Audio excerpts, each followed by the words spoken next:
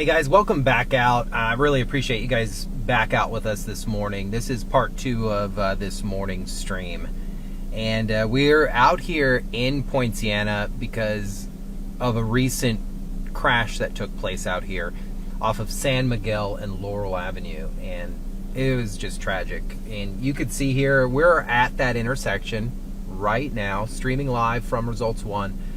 Here at San Miguel and Laurel in the community of Poinciana. This is south central Osceola County. And earlier this week, 3 children were killed, along with their grandmother. One as young as 1 year old. And it's really hard to talk about. But what we're seeing out here right now, an FHP trooper is out here. Just sitting on the shoulder. I made contact with the trooper, just seeing what was going on. I know him, oddly. We grew up in the exact same neighborhood. And he became a trooper after I did. And just talking with him. And he came just to bring some flowers. And I think that's a real big takeaway to think also on the flip side of this is they deal with this almost every day. And they've got to deal with it too. And no part of the investigation, just wanted to bring some flowers to honor the family and the victims. I think that speaks a lot. But the Poinciana community is no stranger to aggressive driving. This has been something that has been in this area for years. The crashes that happen out here are pretty often, I would say. Troopers have to make a visit down this way almost every day for some type of crash. And that sucks, right? So you can see trooper leaving here now. I'm going to go and patrol his area. Troopers are assigned by county and zone, Osceola being a complete zone of its own. So this trooper just, like I said, just came down here to pay his respects, which is really admirable. But this crash is nasty. So it's a 30-mile-an-hour zone in which this crash took place. And a 15-year-old driver blew a stop sign, smashing into vehicle 2, killing 4 people, and seriously injuring another person. I think when you look at crashes, we don't think of them as altering, right? We don't think of them as life-changing. But for some family at this point, a good chunk of their entire family has been removed by someone's careless, reckless actions. And there would be some people to say, my gosh, Steve, who are you to say that Poinciana has aggressive drivers? Well, I grew up here. I went to high school here. I went to middle school here. My parents still live here. And it's part of the reason why I don't frequent this area driving, because of the aggressive driving that takes place. And I have a few ideas as to why this occurs. Not all of them fact-based, but I think experience-based. And it's really... yeah, we'll swing into maybe why. But, so the intersection in front of me is a 2-way stop intersection, San Miguel and Laurel. We are facing southbound. So the vehicle that was in question, vehicle 1, was headed in the northbound lanes controlled by a stop sign. And I want to pull up the...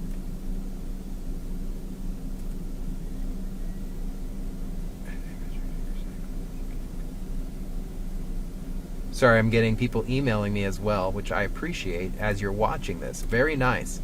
And this is residential. 100% residential. This whole area is, which is crazy, because I'm talking with the trooper that was out here a little while ago, and it's a 30-mile-an-hour zone, and we have cars moving at over 60 miles an hour approaching us on the side of the road. Kind of weird. It's very hard for me to understand how or why that happens. And I'm trying, here we go, trying to find the crash report so that I could pull this up for you guys and actually read it to you per how this crash took place. But you could see even that Audi didn't make a complete stop. I don't know why. Anything like this is hard. The signs are clear, and it all goes back down to the driver. We are the ones solely responsible for the actions of our car. And when a 15-year-old gets behind the wheel, it really makes me question how they got this car. Is this the first time? How many times have they done this? What other driving actions have they done that could be similar to stuff like this? It's really crazy. So we're gonna hop out of the truck and go out to the intersection because there's some things I want to show you out here.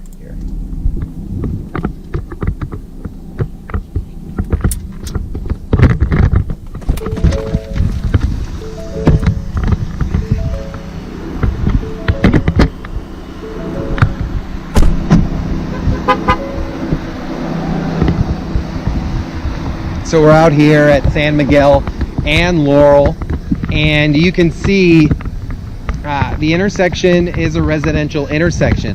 One of the things I've seen out here, and you know, I haven't been keeping complete tally, but it's about 80% of drivers don't wear a seatbelt. And I can tell you that is not 30 miles an hour.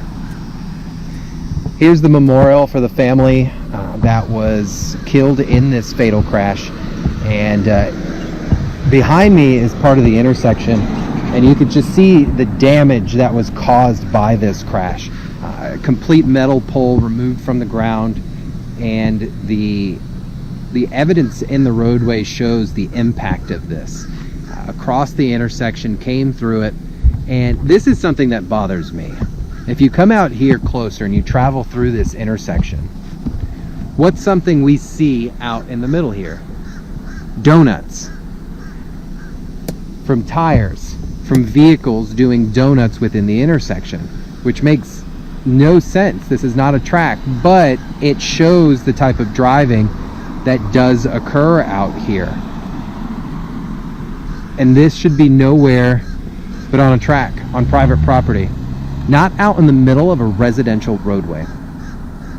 You can see that vehicle was traveling northbound, so the opposite direction of that one vehicle, approached this stop sign, ran it, impacted the other vehicle, and everybody slid this way.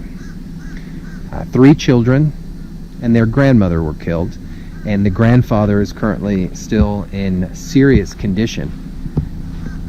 The memorial itself speaks volumes. We shouldn't have to do stuff like this, guys. We really shouldn't. To the point where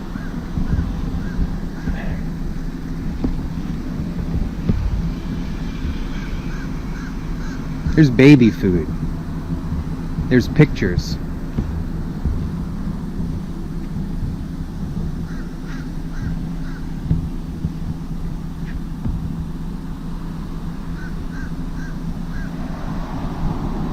I think culturally this hits me a little bit.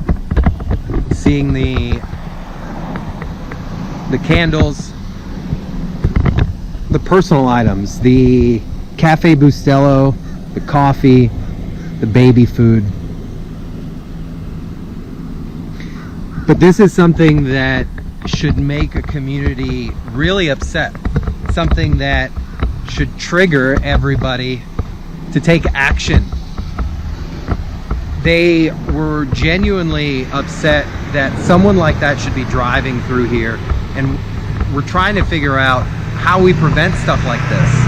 Part of the prevention is making noise, making sure that a community doesn't tolerate stuff like this. And part of that is making the complaints, having the community meetings, and rallying your community leaders for effective change. If you look out here on this intersection, The intersection alone is basic, it is simple, and there should be no question. You're driving, approaching here, you're doing the speed limit at 30 miles an hour, you see the stop, you make the stop, you yield right away, you proceed through. No one in their right freaking mind should be approaching this at a high speed and just eating the stop sign. We've heard the family use that term, I use that term, eating it and just moving through without any due care. A lot of people have started to ask, maybe stop speed bumps in this intersection. You know, normally I'm not the guy that says implement changes to the infrastructure if it's not working, if it's already working. This is a fully functioning intersection. But for years, people out here have disrespected simple traffic laws, and the community is now suffering from it. Maybe it's time we inconvenience the road for something like that. So let's get back in the truck and we'll drive around here and I'll show exactly what I mean. So community members, some have started to rally to say maybe we need to look at this. Maybe there are some changes that actually need to happen. And I'm not opposed to that, because maybe the community has come to the point where it is required that changes happen. Sorry for all the noise. Changes happen in order to save lives, in order to change behavior. Just like when it comes to traffic citations. I love the day that I go out and not a ticket is written.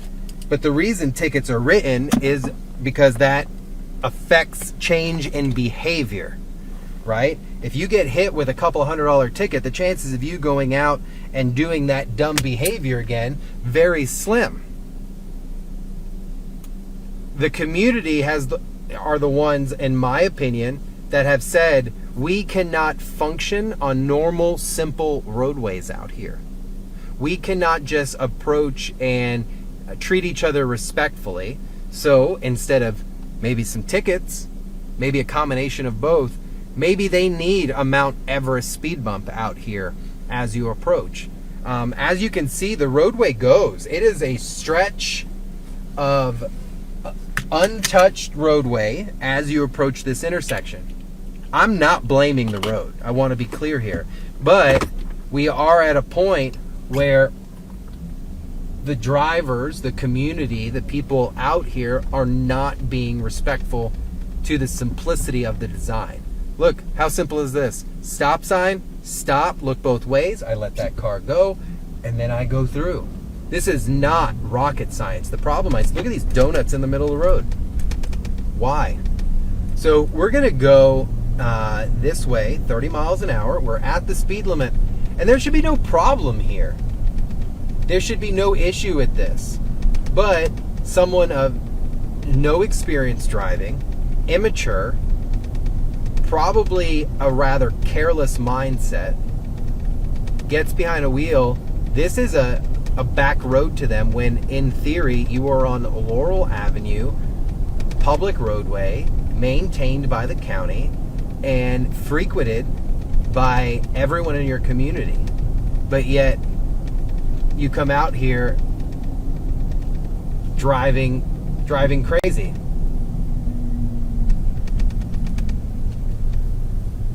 Which is very strange.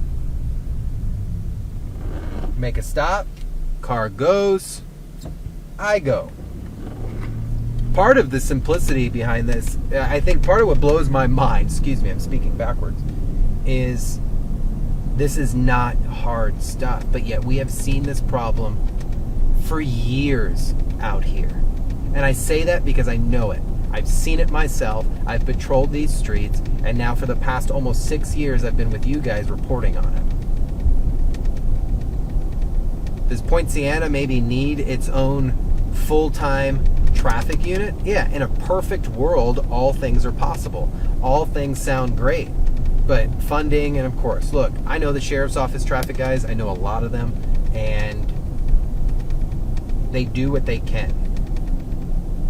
You're talking about half very busy county and then a very rural portion of the county. This takes manpower. You would think that a community that's surrounded by nothing but residential drives and residential roadways would be respectful to each other, but that's really not the case. We're going to get turned around here over at Koa Elementary School and get turned back around. So I want to go the route of where that car was going, and that's exactly what we're going to do. We're going to go northbound here on Laurel from Koa because this was the direction of travel, and kind of redo the drive of this individual who struck and killed these 4 people. So we're northbound on Laurel as we're driving here. Speed limit's 30 miles per hour. A lot of people would look at this road and go, what? 30? Well, it's 100% residential. So what more do you want, right? And if you want more speed like that, then check yourself, because we can't all be doing 70 miles an hour everywhere. So we're northbound here on Laurel. We're going to be approaching an intersection up here. We'll make the stop, which hopefully that driver did, but based off of the crash, probably not. But we will check it out. So we're approaching the stop here. We'll make a complete stop, just like hopefully everyone else and their mom does. So here at Monterey, we're at Laurel and Monterey. The next area is where that crash took place.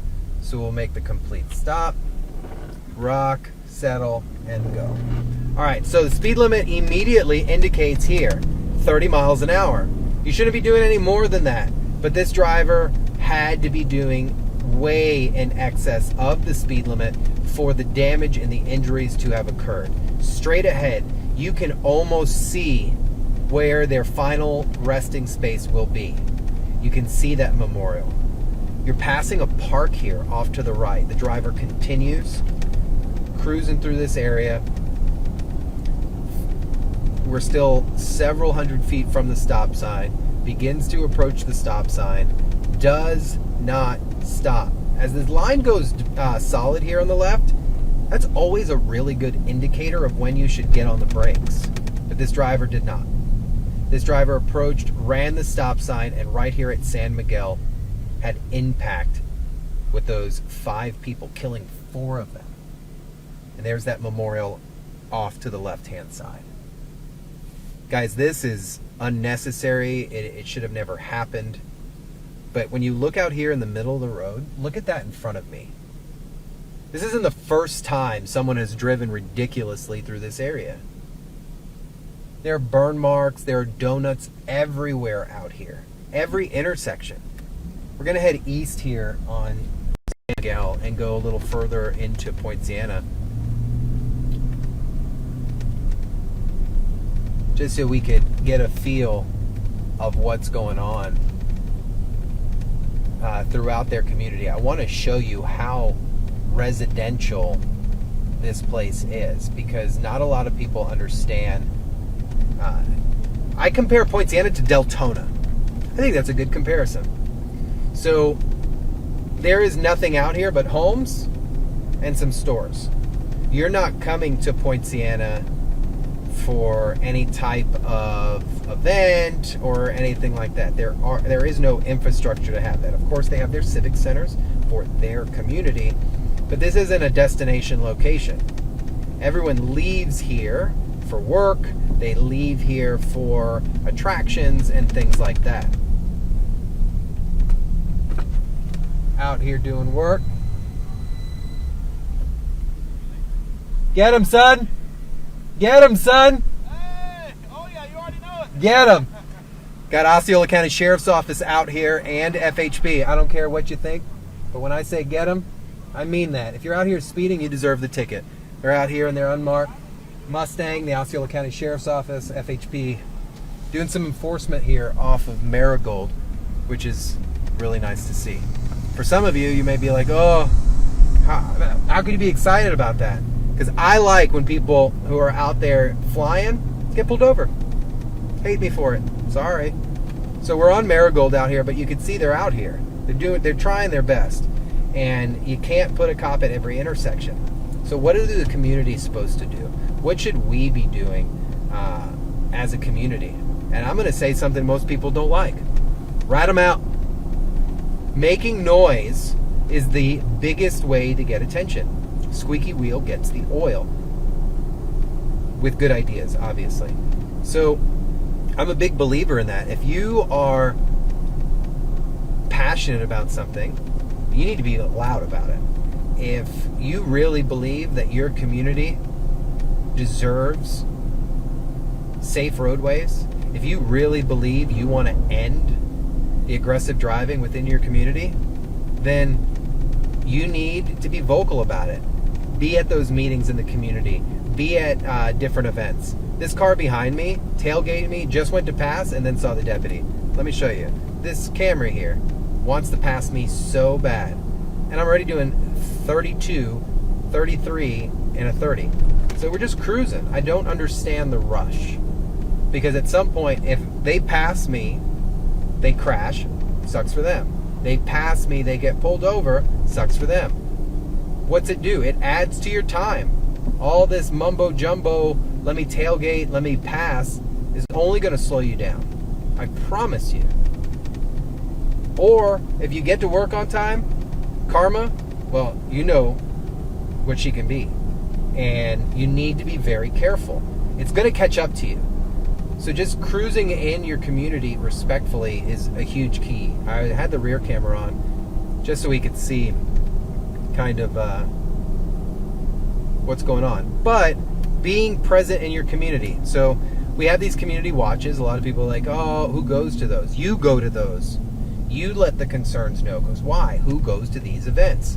Your local law enforcement agencies, your local other community watches, your security groups are all part of what keeps your core community safe. And if you're just a member of your community, you are as important as the people who are actively patrolling them. Be there, be present. Let them know, hey, on my street at this time, we're seeing this. At this intersection, people are running it all the time. This car is driving around recklessly all the time. Be detailed. Be aware. A lot of people think I'm crazy because I'm always looking for an exit. I'm always knowing exactly where I'm at all the time. Just be aware of little things. And you could easily start to be part of the solution within your community without even having to carry a badge and a gun. You know, we shouldn't have to rely solely on our law enforcement agencies for everything. You know, they're just a tool for the community.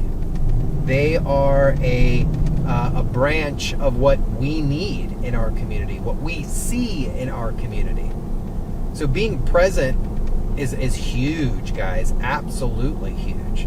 And you're not a snitch. You're not a rat. You're someone who actually cares. And I think that's big. This Camry wants to get by me so bad. It's sad. Because there's no traffic, we're cruising, weather's great.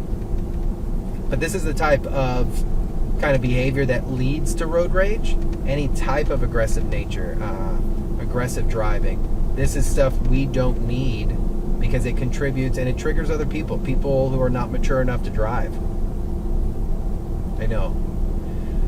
I'm talking a lot of smack this morning, but part of that is because I don't necessarily buy into the fact that the roads are always to blame. I think there is responsibility to be given to drivers. And if we don't start calling that out, we're gonna see this all the time. We're gonna see crashes happen and no results being gotten. We're gonna see people are gonna think they can just hop in the car and there's no consequences because they can blame the road. We've just driven through 16 different intersections without a problem because we're paying attention. We're being courteous. We're being respectful. So the Osceola County Sheriff's Office has an active aggressive driving unit along with a active motorcycle enforcement unit. So reaching out to them and letting them know your concerns is huge. Letting them know this is where we're seeing issues. So my point of today was, one, to talk about how that crash happened. And then to really, when I heard the family's press conference, my heart broke. But they understood that it was somebody else's actions, somebody else's irresponsible behavior that caused the death of 4 of their family members, 3 of her kids and her mother. I don't know why we allow traffic to be so simple to us when it is the most dangerous thing that we're going to experience every day out on the roadway. But yet, until someone dies. Now we had 3 kids and a grandmother and a grandfather that is critically injured in the hospital. 3 kids gone because of a 15-year-old.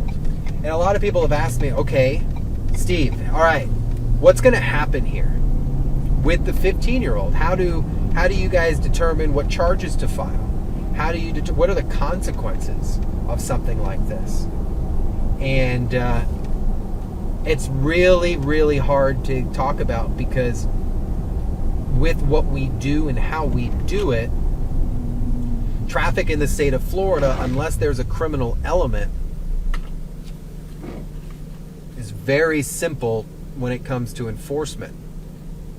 Of course, people want this driver and their emotions, and I believe me, out of all people, I get it, in jail 10 plus years, and I understand, and rightfully so, get those emotions. But there are certain things that the law follows when it comes to traffic, when it comes to intention, when it comes to criminality, when it comes to filing charges. And it's not always the way we want it, the way we envision things of happening. And that's just how it goes. Do I see our traffic laws strengthening over the years? Absolutely. At least I would sure as heck hope so. Especially when it comes to DUI. DUI here in the state of Florida, it's sad the way we enforce it, that we allow it to be downgraded. This 15-year-old took 3 people's lives, and now 4 people's lives, 3 kids, and will drive again. I want to be clear about that. They will drive again. Probably soon at some point. And we just have to see how this goes. But you can see here the traffic is around the clock in Poinciana. There's really not a downtime other than maybe 1, 2 o'clock in the morning when everyone is sleeping out here. But be aware.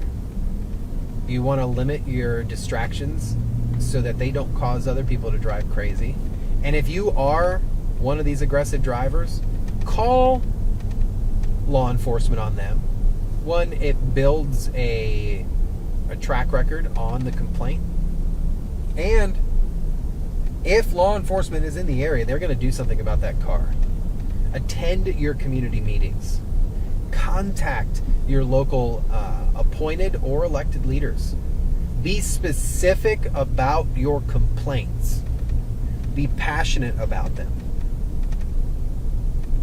Be consistent.